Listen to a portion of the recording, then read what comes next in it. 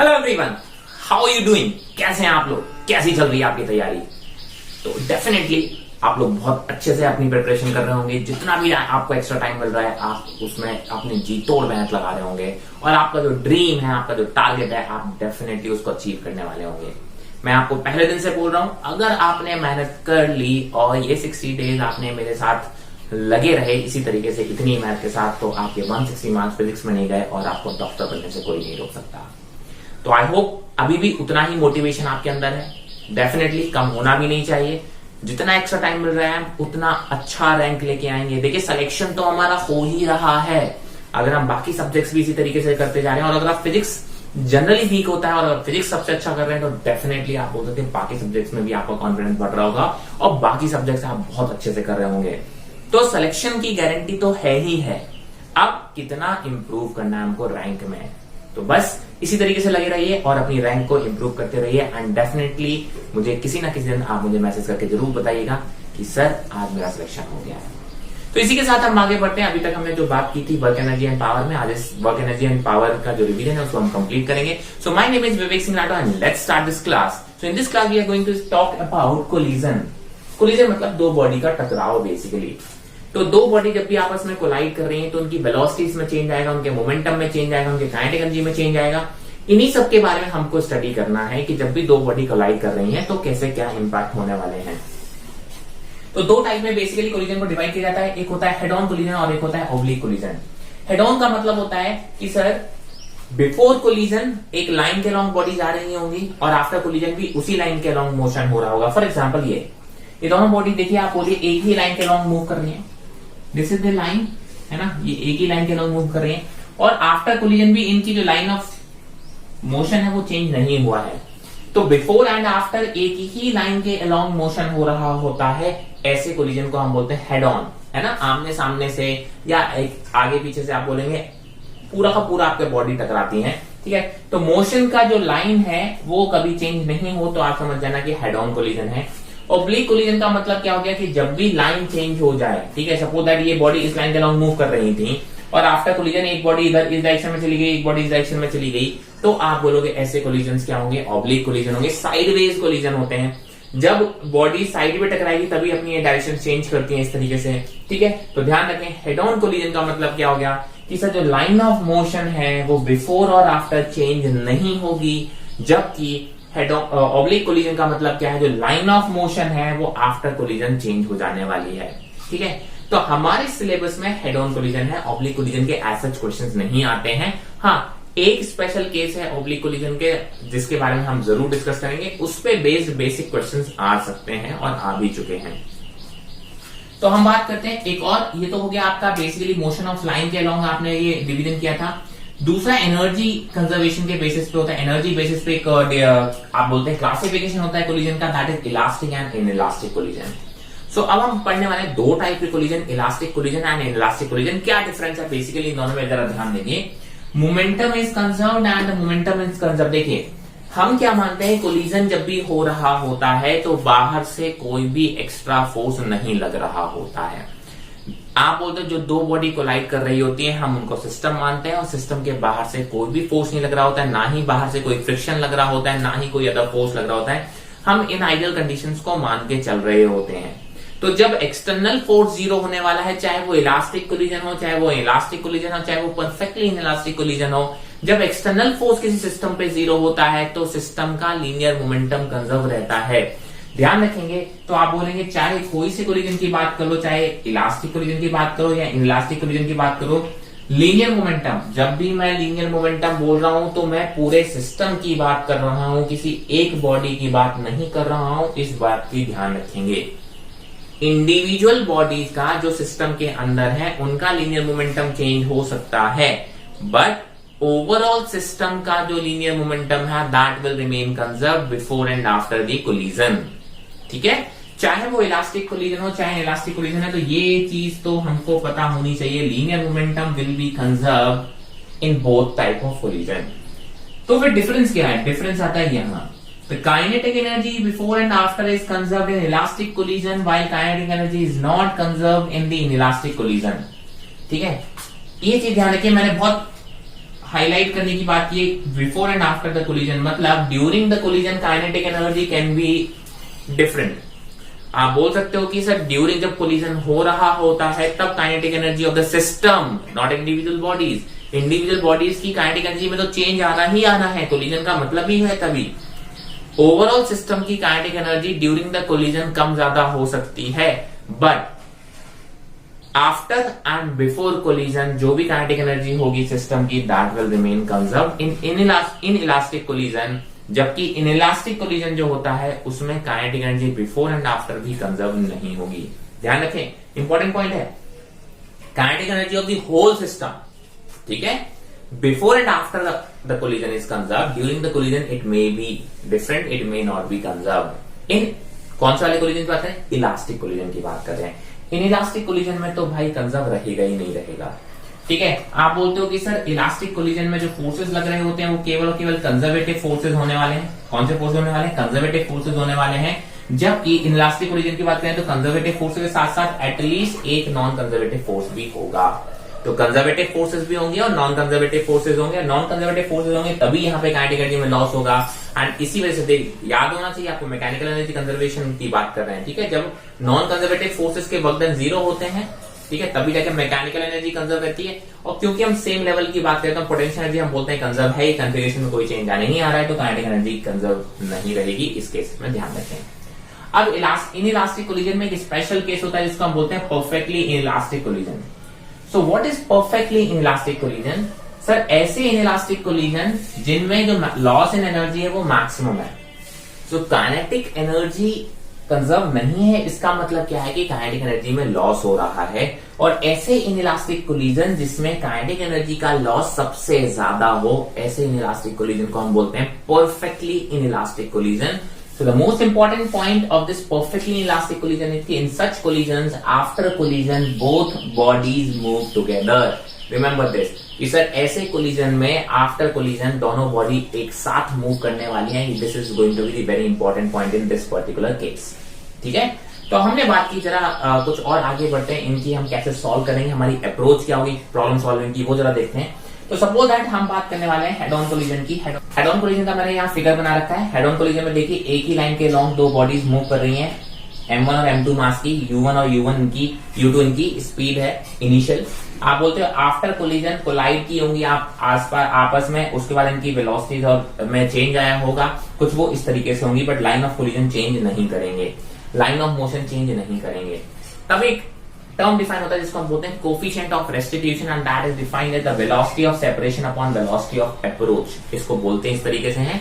हालांकि अगर हम याद रखने का v2 minus v1 upon u1 minus u2, ठीक है, आप बोलते हो v2 minus v1 upon u1 minus u2 is equal to coefficient of restitution. इसमें बस एक ही चीज ध्यान रखेंगे कि सर ये जो v2 v1 u1 u2 proper sign के साथ रखे जाएंगे। कैसे रखे जाएंगे? प्रॉपर साइन के साथ रखे जाते हैं। पहली चीज ये दोनों ही वेलोसिटीज हमने दोनों ही पॉजिटिव ले रखी हैं, तो अभी तो कोई दिक्कत नहीं है। अगर आपकी कोई डायरेक्शन चेंज होगी, जैसे u2 अगर इधर होता तो u2 नेगेटिव मानते हैं हम, तो हमें प्रॉपर साइन के साथ यहाँ पे वैल्यूज रखने हैं। एक तो ये चीज इसमें याद रखनी है। दूसरी जो इंपॉर्टेंट बात है इसमें क्या याद रखनी है कि v2 v1 u1 u2 जो है, ये जो वेलोसिटीज हैं ये along the line of collision, जिस लाइन के अलोंग कोलिजन हो रहा है उस लाइन के अलोंग वेलोसिटी के कॉम्पोनेंट्स होंगे, ठीक है। यहां पे क्योंकि हम हेड ऑन कोलिजन की बात कर रहे हैं तो line of motion and line of collision कैसे होने वाले हैं? सेम होने वाले हैं, इसलिए हमने पूरा वेलोसिटी यहां पे उठा के रख दिया है। जबकि ओब्लिक कोलिजन जब आएगा तो उसमें लाइन ऑफ मोशन इनिशियल और आफ्टर अलग अलग होने वाले हैं। तो एक लाइन ऑफ कोलिजन होगी जिस लाइन के लॉन्ग मोशन आप बोल सकते हो कि कोलाइड करेंगी बॉडीज, कोलिजन हो रहा होगा, उसी लाइन के लॉन्ग के वेलोसिटी कंपोनेंट्स यहां पे रखे जाएंगे इस फॉर्मूले में, ठीक है, प्रॉपर साइन के साथ। And this is only defined for along the line of collision. इस चीज को ध्यान रखेंगे, ज्यादा परेशानी हो कैसे फाइंड आउट करेंगे हम डेफिनेटली देखेंगे, बट हाँ हमें ये पॉइंट्स हमको पता होने चाहिए। फिर मेरी देखिए, अब जब मैं प्रॉब्लम सॉल्व करने जाऊंगा तो सबसे पहली चीज मुझे क्या लगानी है, that is linear momentum conservation. चाहे किसी भी टाइप का आपका कोलिजन क्यों ना हो, आपको लीनियर मोमेंटम कंजर्वेशन वाली स्टेप तो लिखना ही लिखना है, ठीक है। अगर आप प्रॉपरली सॉल्व कर रहे हैं तो लीनियर मोमेंटम कंजर्वेशन वाला जो लाइन है वो आपकी हमेशा हर टाइप के कोलिजन में आएगी ही आएगी। जबकि एनर्जी कंजर्वेशन की किसी केस में आएगी, किसी केस में नहीं आएगी, है ना, हमने पर देखा हुआ है। अब आफ्टर ऑल दी कैलकुलेशंस आपके जो फॉर्मूले बन के आते हैं वो मैंने आपको बता दिया है। फॉर्मूले बन के आएंगे ये V1 और V2 final velocities of individual bodies after collision. इस फॉर्मूले को आप याद रखेंगे तो आपके सारे के सारी बातें आगे बन जाएंगी। जरा देखिए, V1 अगर निकालना है तो क्या लिखेंगे, m1 minus E times of m2 into u1 upon m1 plus m2 plus 1 plus E times of m2 u2 upon m1 plus m2। ये V1 है। V2 है 1 plus E times of m1 u1 upon m1 plus m2 and m2 minus m1 into u2 upon m1 plus m2। ये after collision की जो velocities हैं individual bodies की V1 and V2 वो हैं। आपने u1 u2 ये सब जो रखने हैं वो प्रॉपर साइन के साथ रखने हैं। अब आपका कोलिजन किसी भी टाइप का हो, आप ये फॉर्मूले से वेलोसिटी निकाल सकते हैं। अलग अलग कोलिजन के लिए E की वैल्यू अलग होती है। मैंने कहा जरा आपको बता देता हूं, E की वैल्यू अगर मैं बोलूं, जो इलास्टिक कोलिजन होती है इसके लिए E की वैल्यू होती है 1। जो इलास्टिक वैल्यू होती है उसके लिए E की वैल्यू कितनी होती है 1। इन इलास्टिक कोलिजन की वैल्यू जो होती है वो 0 से लेके और 1 से छोटी होती है, इस चीज को ध्यान रखेंगे। एंड जो परफेक्टली इलास्टिक वैल्यू होती है उसकी वैल्यू होती है 0। तो ये E की अलग अलग वैल्यूज होते हैं। इन फॉर्मुलेज में E की वैल्यू जब आप पुट करेंगे तो आपका उस पर्टिकुलर कोलिजन के लिए वैल्यूज आ जाएंगी। अब याद रखने का तरीका क्या होता है, जरा देखो, बहुत सिंपल सा तरीका है। जब मैं V1 की बात कर रहा हूं, देखिए, तो दो कंपोनेंट्स आएंगे, एक U1 वाला आएगा, एक U2 वाला आएगा फॉर श्योर। नीचे दोनों में ही, डिनोमिनेटर में दोनों में ही m1 प्लस m2 आने वाले हैं, इसमें कोई दो राय नहीं है। आपको याद करने हैं ऊपर वाले। देखिए, जब V1 की बात हो रही है तो m1 माइनस m2 वाले टर्म्स आएंगे। तो m1 minus e times of m2, m1 minus e times of m2 किसके साथ आएगा, U1 वाली टर्म के साथ आएगा। और U2 वाली के साथ केवल और केवल m2 आएगा और साथ में आएगा 1 प्लस e। ठीक है। सिमिलरली अगर मैं V2 वाली बात करूंगा तो वहां पे भी U1 और U2 दो टर्म्स आएंगे। नीचे डिनोमिनेटर में दोनों में ही m1 प्लस m2 है। अब यहां पे जो U2, क्योंकि V2 की बात हो रही है तो U2 वाले टर्म्स के पास वो माइनस वाला आएगा, और क्योंकि V2 है तो अब m2 minus E times of m1 आएगा, और U1 के साथ सिंपल कौन सा जाएगा, m1 U1 वाला टर्म्स जाएगा और उसके साथ 1 प्लस ई साथ में आएगा। ठीक है। इन दो फॉर्मुलेस को अगर आप याद रखेंगे तो आप डायरेक्टली वेलोसिटीज निकाल सकते हैं आफ्टर कोलिजन। इसमें एक चीज बहुत इंपॉर्टेंट है कि U1 और U2 आपके प्रॉपर साइन के साथ रखने हैं। अगर वो पॉजिटिव साइन है तो पॉजिटिव के साथ रखेंगे, नेगेटिव साइन में है तो नेगेटिव साइन के साथ रखेंगे। इस चीज का बहुत अच्छे से ध्यान रखेंगे। नाउ हम बात करते हैं स्पेशल केसेस। E की वैल्यू रखने के बाद वो फॉर्मुलेस कैसे बनते हैं, जरा उनको देखते हैं। So now we are going to talk about the special cases like elastic collision और perfectly elastic collision। हमने जो अभी तक रिजल्ट देखे थे वो जनरल थे, वो किसी भी कोलिजन के लिए E की वैल्यूज पुट करके हम फाइंड आउट कर सकते हैं। मैंने कहा अगर मैं इलास्टिक कोलिजन की बात करूं तो इलास्टिक कोलिजन में जो E की वैल्यू होती है दैट इज 1। E की वैल्यू क्या है, यहाँ पे 1 है, इस चीज को ध्यान रखेंगे। जब E की वैल्यू अगर हम उस फॉर्मूले में 1 रखेंगे तो देखिए यहाँ पे E की वैल्यू 1 रख दी और 1 प्लस E की जगह पे E की वैल्यू क्या रख दी, 1 रख दी। तो V1 का जो रिजल्ट बन गया वो m1 minus m2 into U1 upon m1 plus m2 plus 2 times of m2 U2 upon m1 plus m2। जिस तरीके से मुझे याद है उसी तरीके से आपको भी याद होना चाहिए। क्वेश्चन बहुत जल्दी क्विकली आपको सॉल्व होंगे आपके। ठीक है। सिमिलरली मैंने कहा V2 की जो वैल्यू आएगी वो आएगी, आप देखिए 2m1 U1 upon m1 plus m2 m2 minus m1 U2 upon m1 plus m2। ठीक है। तो इस चीज को याद करने का तरीका वही है, जब यहाँ V2 है तो m2 minus m1 sorry my mistake, U2। ठीक है। आप बोलेंगे जब यहाँ V2 है तो यहाँ पे m2 माइनस m1 U2 आएगा, और जब V1 है तो यहाँ पे m1 माइनस m2 U1 आएगा, और ये 2m2 टाइम्स U2 हो जाएगा, ये 2m1 U1 हो जाएगा। इस चीज का ध्यान रखेंगे, राइट। अब इसमें भी कुछ स्पेशल केसेस हैं। डायरेक्टली अगर हमको याद हो जाए तो बहुत अच्छी बात है। मैंने कहा अगर दोनों बॉडी के मासेस कैसे हैं, इक्वल है।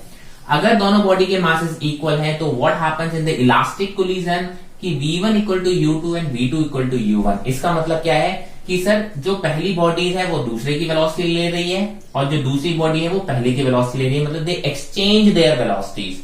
ध्यान रखें ये कौन सा वाला केस है, when two bodies having the same masses are colliding in elastic collision.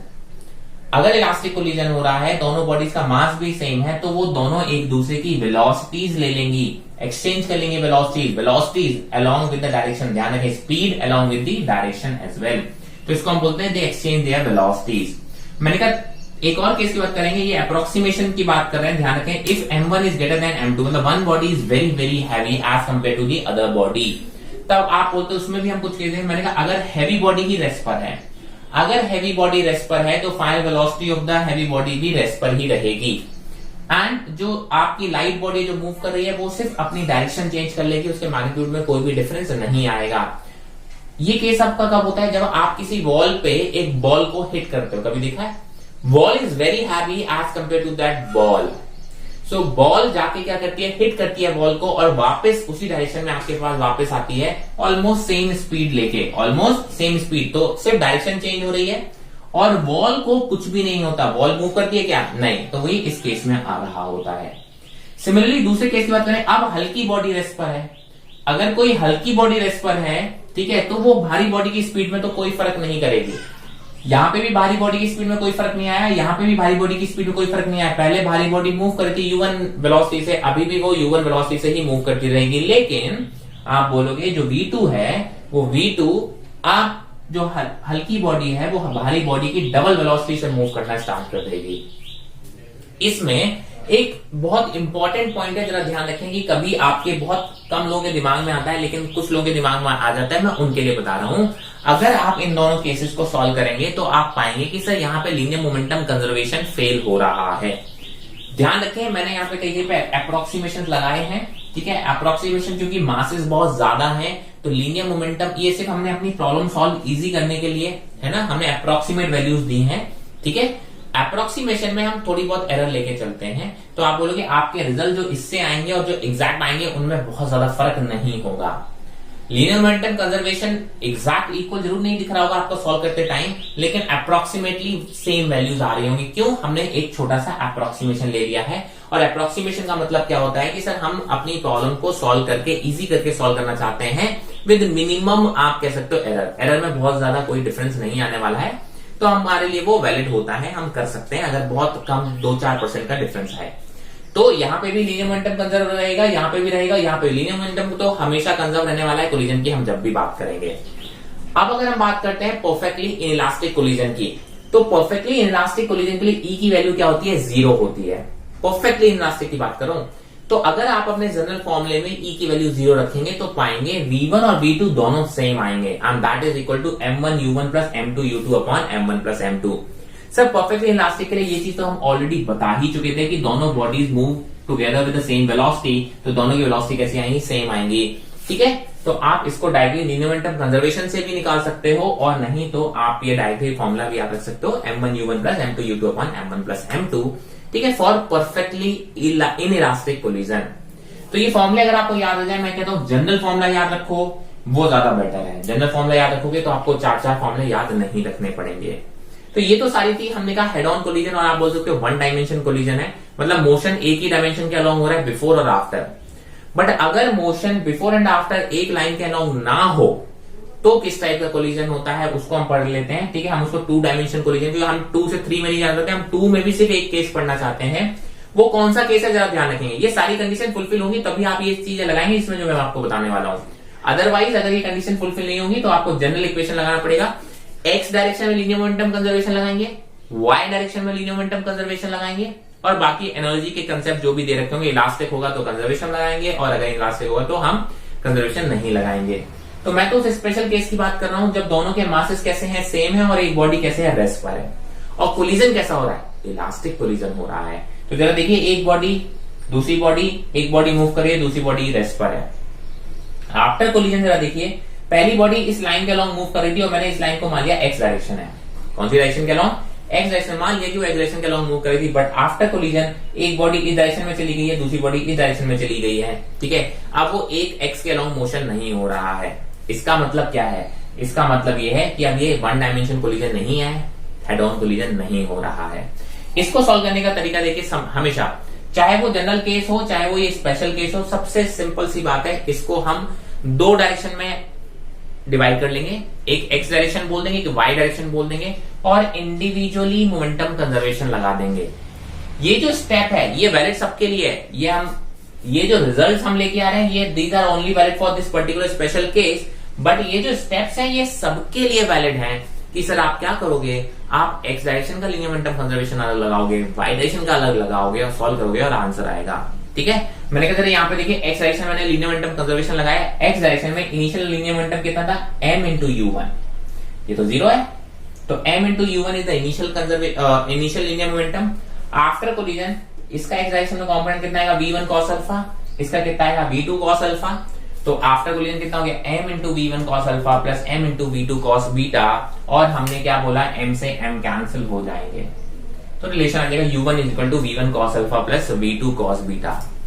Similarly Y direction में लीनियर मोमेंटम कंजर्वेशन लगाएंगे, देखिए वाई डायरेक्शन में तो कोई भी मोशन इनिशियल था ही नहीं, तो linear momentum in the Y direction initially was 0, but after collision आप बोलोगे इसका वाई डायरेक्शन में कंपोनेंट आएगा, इसका भी वाई डायरेक्शन में कंपोनेंट आएगा, इसका जो कंपोनेंट आएगा वाई डायरेक्शन में, ठीक है, वो कितना आएगा v1 sin अल्फा और इसका कितना आएगा v2 sin बीटा, लेकिन ये नेगेटिव डायरेक्शन में, इस चीज को ध्यान रखेंगे, v2 sin बीटा किस डायरेक्शन में आ रहा है, नेगेटिव डायरेक्शन में आ रहा है, तो हमने क्या लिखा है mv1 sin alpha minus mv2 sin beta, और इस इक्वेशन से और इस इक्वेशन सॉल्व करेंगे तो हमारे पास जो रिजल्ट आते हैं वो अल्फा प्लस बीटा कैसे आते हैं, 90 डिग्री आते हैं। इसका मतलब ये जो दो बॉडीज हैं आफ्टर कोलिजन एक दूसरे के परपेंडिकुलर मूव कर रही हैं, ये इस स्पेशल केस का रिजल्ट है, सॉल्व करने के बाद आ रहा है, ये जनरल नहीं है। हाँ, ये प्रोसेस में स्टेप आप जनरली कभी भी यूज कर सकते हैं, इसमें कोई दिक्कत नहीं है, बट अगर मासेस सेम है, दूसरी बॉडी एक बॉडी रेस्ट पर है और कोलिजन कैसा है, इलास्टिक कोलिजन है, तो आप बोल सकते हो after collision both the bodies move perpendicular to each other, it means alpha plus beta equal to 90 degree. ये कुछ रिजल्ट्स हमको याद करने हैं, अगर इतने रिजल्ट्स हमारे कोलिजन के याद हो गए, मैं आपको बोल रहा हूं, और बेसिक कंसेप्ट आपके क्लियर हो गए, कोई भी कोलिजन का क्वेश्चन आपसे छूट ही नहीं सकता, बनेगा ही बनेगा और बहुत क्विकली बनेगा। ये हम नीट के जब प्रीवियस क्वेश्चन देखेंगे तब हम इसमें देखेंगे सर कोलिजन के क्वेश्चन सारे के सारे बनेंगे। एक मैं आपको प्रॉब्लम डायरेक्टली करा देना चाहता हूं, अभी तक एज सच कभी पूछा नहीं गया या शायद एक बार पूछा गया है, अगर वो रिजल्ट्स आपको डायरेक्टली याद रह जाते हैं तो बहुत अच्छी बात है, मैं आपको पूरी प्रॉब्लम सॉल्व करवा दूंगा, ठीक है, और उसके रिजल्ट्स आपको याद करने को बोलूंगा, ठीक है। So let's move on to that problem. ये जो प्रॉब्लम है ये काफी इंपॉर्टेंट प्रॉब्लम है, आप इसके रिजल्ट डायरेक्टली याद रख सकते हैं, मैं एक बार जल्दी से क्विकली इसको सॉल्व कराऊंगा, उसके बाद आप रिजल्ट याद रखेंगे, उसको आप शॉर्ट ट्रिक की तरह ही बेसिकली आप याद रख सकते हैं। मैंने बोला suppose a body is dropped from a certain height h, एक h हाइट से एक बॉडी को ड्रॉप किया गया, सर दैट वो टकरा के वापस आएगी, फिर ऊपर तक आएगी, फिर वापस जाएगी, फिर ऊपर तक आएगी, फिर वापस जाएगी, इस तरीके से वो इस तरीके धीमे धीमे धीमे करके क्या हो जाती है, अपने बाउंस कम होते जाएंगे, हाइट कम होती जाएगी और बॉडी स्लो डाउन हो जाती है, राइट। तो मैंने बोला कि sir suppose that the body और ग्राउंड के बीच का जो कोफिशिएंट ऑफ रेस्टिट्यूशन दे रखा है वो कैसे दे रखा है, ई दे रखा है। तो कोफिशिएंट ऑफ रेस्टिट्यूशन कैसे दे रखा है, ई दे रखा है। तो सबसे पहले तो आप ये बात की जब ये बॉडी यहाँ पे टकरा रही होगी तब उसकी वेलोसिटी कैसी होगी, बी होगी। जब ये बॉडी ग्राउंड से टकराने वाली होगी तब उसकी वेलोसिटी कैसी होगी, बी, और टकरा के जब वापस जा रही होगी तो उसकी वेलोसिटी क्या होगी, v1। v1 will be the velocity after first collision. Similarly आप बोलते अगर v1 से ऊपर जा रही है तो यहाँ पे भी v1 से ही टकरा रही होगी, तो आफ्टर सेकंड कोलिजन जो उसकी वेलोसिटी हो जाएगी वो हो जाएगी v2 एंड सो ऑन। तो मैंने कहा v की वैल्यू निकालो, तो सर जब बॉडी h हाइट से ड्रॉप होती है तो जब बॉडी यहाँ पहुंची होगी तो उसकी जो v की वैल्यू होगी वो होगी √2gh। ये तो हमको पता है, टकराने से पहले उसकी वेलोसिटी कितनी होगी, √2gh, ठीक है। आफ्टर कोलिजन आप बोल सकते हो उसकी वेलोसिटी कितनी, v1। अगर मुझे v1 निकालना चाहे तो हम कैसे निकाल सकते हैं, सिंपल सी बात है, e जो होता है वो होता है v2 minus v1 upon u1 minus u2। अब आप क्या बोलोगे कि सर मैं कहता हूं ग्राउंड हो गया आपका सेकेंड बॉडी और ये बॉल हो गई फर्स्ट बॉडी।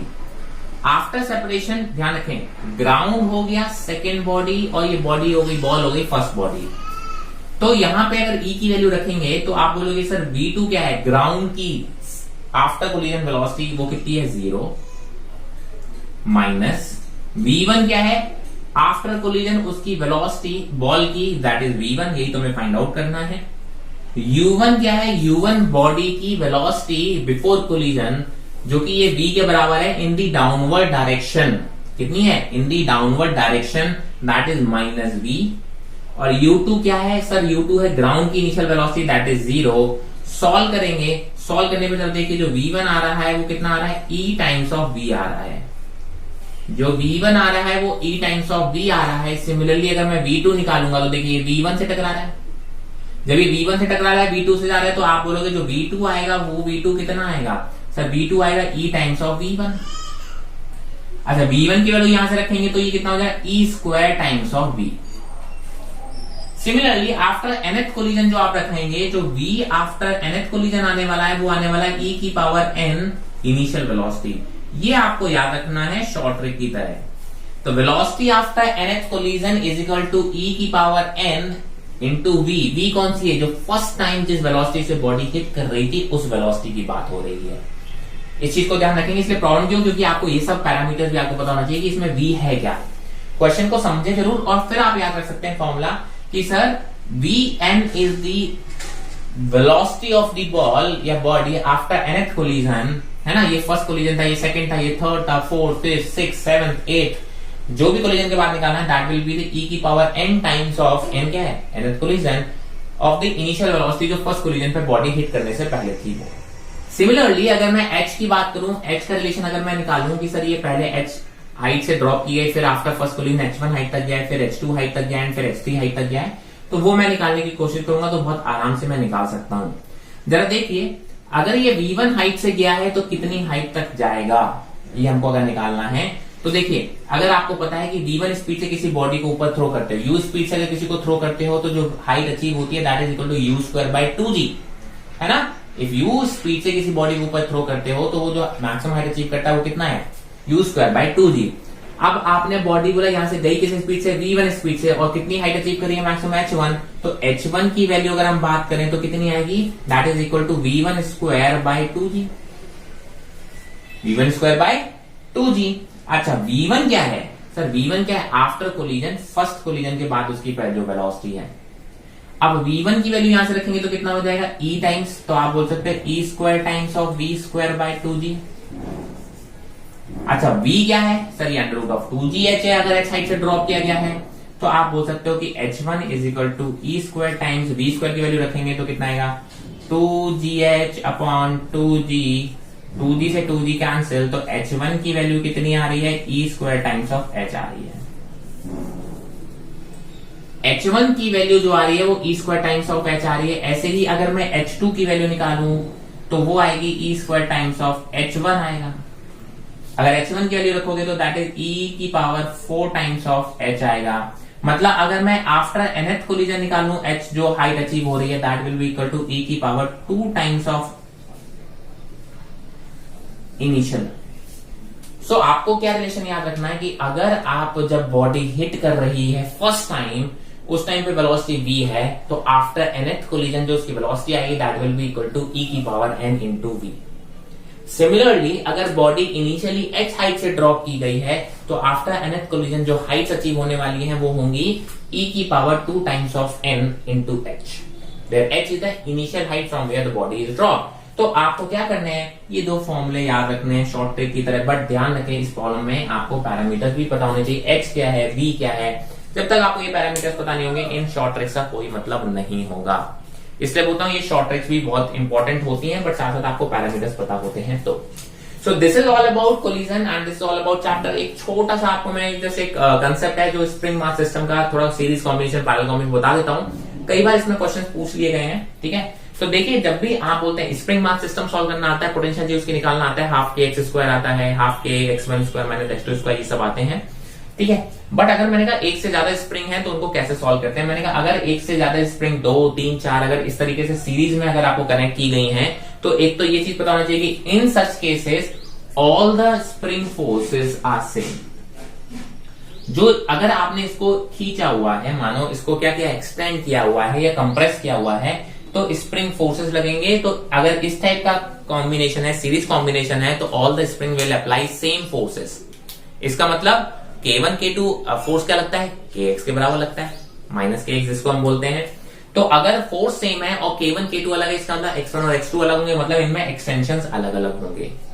अगर मैं सारी स्प्रिंग को हटा के कोई एक स्प्रिंग से रिप्लेस करना चाहता हूं सच दैट कि उसका K कैसा हो, कि ये पूरा का कॉम्बिनेशन कैसा हो, सेम हो, उसका जो इफेक्ट है वो चेंज ना हो। तो जो के इक्विवेलेंट निकालना होता है तो that K equivalent can be written as 1 by K equivalent equal to 1 by k1 plus 1 by k2। Similarly अगर मैं पैरेलल कॉम्बिनेशन की बात करूं, कुछ इस टाइप के आप बोलते हैं कॉम्बिनेशन को हम बोलते हैं पैरेलल कॉम्बिनेशन, या तो इस टाइप का कॉम्बिनेशन हो या इस टाइप का कॉम्बिनेशन हो, दोनों को ही हम क्या बोलते हैं, पैरेलल कॉम्बिनेशन बोलते हैं। ध्यान रखेंगे इस चीज में। इस केस में क्या होता है, दोनों ही स्प्रिंग में जो एक्सटेंशन या कंप्रेशन होता है वो सेम होता है। फोर्सेस दोनों के अलग अलग होंगे क्योंकि सर एक्सटेंशन सेम होंगे। जब इस बॉडी को खींचोगे तो एक्स से ये डिस्टेंस खींचेगी, एक्स से ही ये खींचेगा। इस केसेस में ध्यान रखेंगे एक्स सेम होता है, एक्सटेंशन सेम होता है, तो फोर्सेस अलग अलग होंगे क्योंकि फोर्स होता है k इंटू एक्स और k1 और k2 अलग है, एक्स सेम है, तो आप बोलेंगे फोर्सेस दोनों अलग अलग लगाएंगे। इनको अगर मैं इक्विवेलेंट स्प्रिंग से रिप्लेस करना चाहूं तो उसका k जो इक्विवेलेंट निकालूंगा that will be equal to simply k1 plus k2। ध्यान रखें सीरीज में आप रेजिस्टेंस से कंपेयर करेंगे तो ये उल्टा चलता है, रेजिस्टेंस में है ना, सीरीज में 1 by k equivalent equal to 1 by k1 plus k2 आता है, और अगर आप यहाँ पे पैरेलल की बात करें तो k इक्विवेलेंट आता है k1 प्लस k2। एक छोटा सा कंसेप्ट और, अगर आपने स्प्रिंग को कई पार्ट्स में डिवाइड कर दिया, एक एल लेंथ की स्प्रिंग थी, आपने उसको 2-3 पार्ट्स में डिवाइड किया, तो ध्यान रखें हर एक स्प्रिंग का जो k है, स्प्रिंग कांस्टेंट है, वो अलग अलग आएगा। जो आप पीसेस हैं उनका जो k आने वाला है वो अलग अलग आने वाला है, और वो इस तरीके से होगा कि sir k is inversely proportional to l होता है। इट मींस जितना छोटा पीस होगा उसका k उतना ज्यादा होता है। तो इस चीज को भी ध्यान रखें। मैंने कहा सर अगर मान लो एक स्प्रिंग को आपने 2 पीसेस में कट कर दिया तो अब जो दोनों इंडिविजुअल पीसेस का जो k आएगा वो ओरिजिनल स्प्रिंग के k से डबल होगा, क्योंकि लेंथ कैसी हो गई है, हाफ हो गई है। तो इस टाइप के केसेस आपको यूटिलाइज करने पड़ते हैं। तो if the spring is cut into pieces, और आप बोलते हो एक ही मटेरियल की अगर आपने बोला है कई स्प्रिंग्स बनाई हैं तो उनकी लेंथ जिसकी ज्यादा होगी k उतना ही कम होगा। So k is inversely proportional to l। तो ये छोटे छोटे कंसेप्ट्स हैं जो कि आप क्वेश्चन जब हम देखेंगे नीट के प्रीवियस क्वेश्चन देखेंगे इसके बाद, तब जब आप देखेंगे उनमें ये बहुत इजीली अप्लाई हो रहे होंगे। तो ये कंसेप्ट का रिवीजन यहाँ पे हम आप कह सकते हो कि सर इस चैप्टर का हमने कंप्लीट कर लिया है।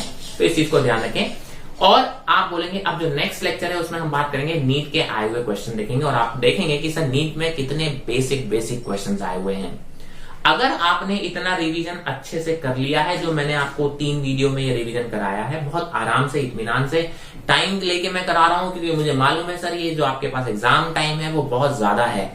कोई जल्दबाजी नहीं, कोई हड़बड़ाहट नहीं रखिएगा। कई बच्चों को लग रहा है कि सर ये इतना क्या हम कर पाएंगे फिजिक्स का सिलेबस। मैं कहता हूं मैं फिजिक्स का सिलेबस हम इसी स्पीड से बड़े आराम से कंप्लीट भी करेंगे, और उसके बाद मैं कहता हूं आपके पास इतने प्रैक्टिस के लिए दिन बचेंगे कि आप हो सकता है अगर जितना मैं अनुमान लगा रहा हूं जिस हिसाब से मेरे अकॉर्डिंग जितना डिले होना चाहिए उस हिसाब से, तो आप एक बार रिवीजन और कर पाएंगे।